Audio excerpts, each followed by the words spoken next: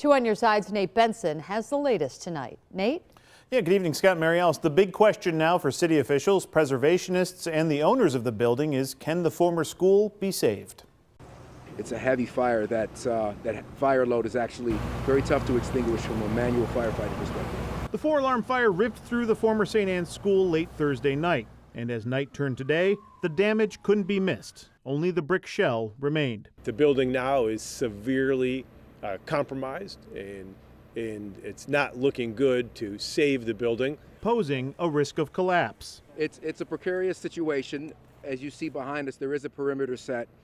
And that perimeter is set up to about the height of the building. Calling it a collapse zone. When a building like this is compromised, there is always a risk of sudden collapse. So what's next? During a press conference Friday, Mayor Ryan stated that the city hadn't located the owners of the building yet, as ownership apparently changed hands within the last week. However, representatives from Preservation Buffalo Niagara say they met with the new owners last month. In December, the now owners, came into our office to ask about the tax credit program, to ask about architects, how the preservation movement works, what the grants are out there. The entire St. Anne's campus is a local landmark and may be eligible for additional tax credits for restoration. However, between the elements of a cold January in Buffalo and the damage caused by the fire, the big question now is, can it be stabilized or is demolition imminent? According to Bernice Radel, with ownership changing hands last week, the building possibly was not insured. Yeah, it's definitely not insured, which then now puts the responsibility now who picks up that tab. Is that the owner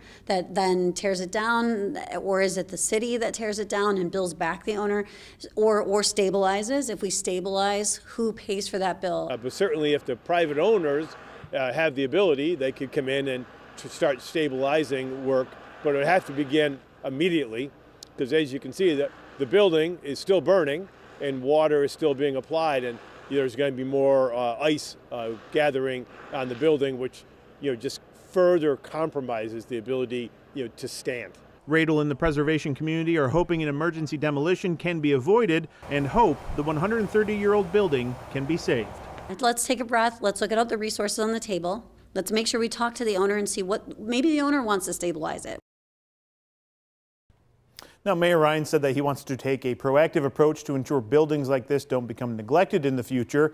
But as you heard, he indicated demolition may be necessary. On Your Side, Nate Benson, Channel 2 News.